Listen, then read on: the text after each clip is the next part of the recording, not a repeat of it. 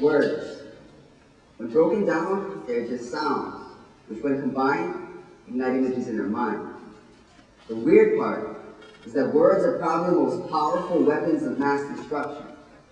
And at the very same time, they're our best tools of mass instruction. I mean, words can pop out for a second and just drop dead, or grow into a monster that no hero can behead.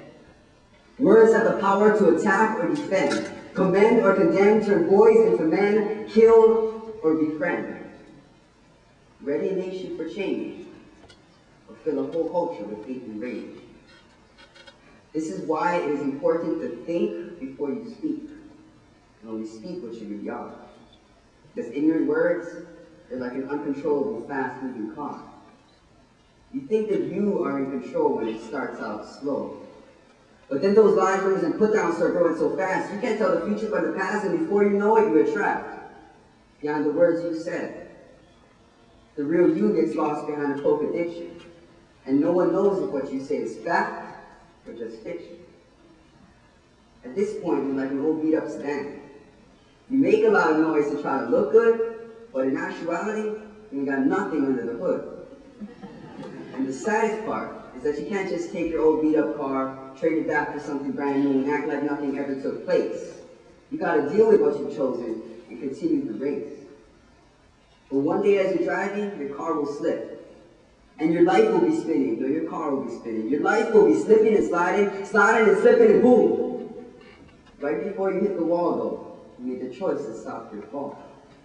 When there was no end in sight, you made the conscious decision to reject your perceived destiny, pump those brakes, and fight. So you take yourself back to the shop, at no cost to you, trading your old and corrupt parts for something better and new. You now use your words to build instead of destroy. It is truth that you employ. Lies are just locked out. So you sand off the rust, add some new paint, put some new tires and you're finally ready to roll. But before you leave the shed, you remember to refuel your soul. So now you blaze down the highway with headlights beaming of hope, traveling down a path straighter than a sniper's scope. When obstacles block your way, you now power right through, instead of weaving and dodging like you used to.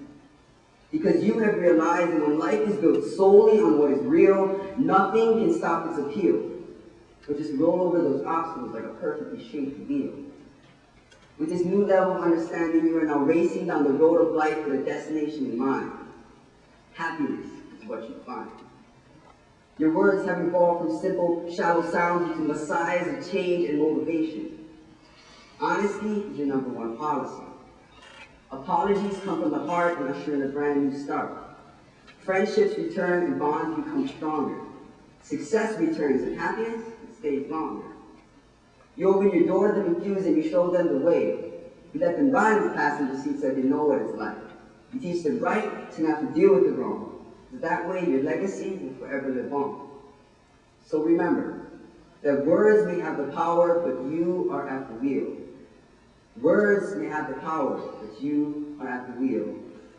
Words may be the engine to make the wheels of life roll, but above all, you are in control.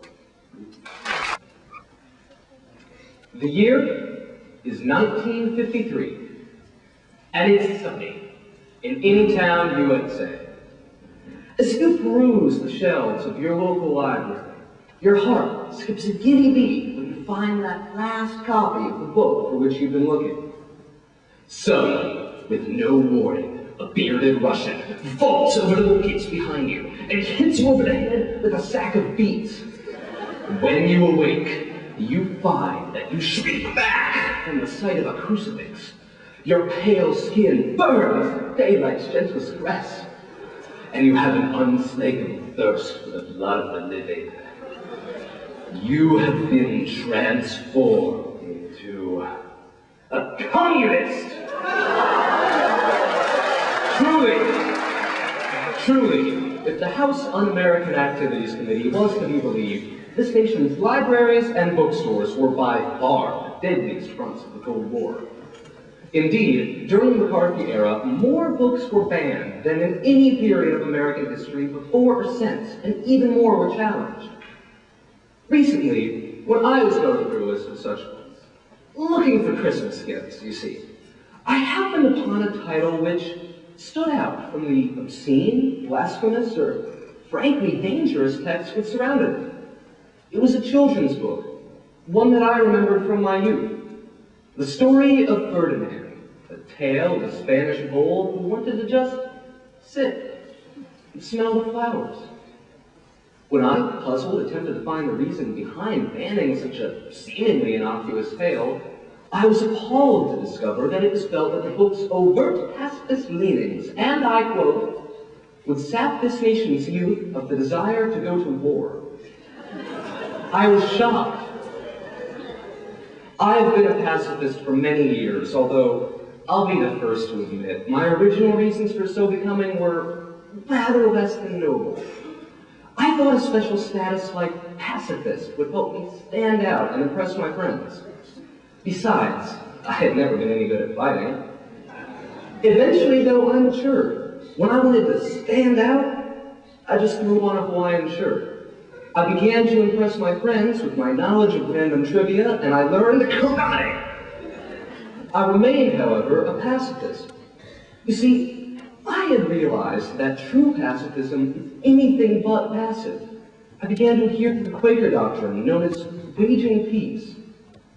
I started to do everything in my power to make the world a better place, whether by volunteer work, mediating arguments between friends, or, when feeling particularly acting as a voice of reason in online forums and exercising futility. The internet is proof positive that the average person, when granted anonymity and an audience, immediately and irrevocably becomes a raging cretin. When I met with failure, I did not lose heart. And when I met with success, I did not lose momentum. I did everything in my power to make things better, and I urge you to do the same, whether by volunteering your time and energy to a worthy cause, or just the little things. Common politeness, listening when someone needs you to listen, or just donating books to your local library. If, though, while you're there, you catch a whiff of beats, run.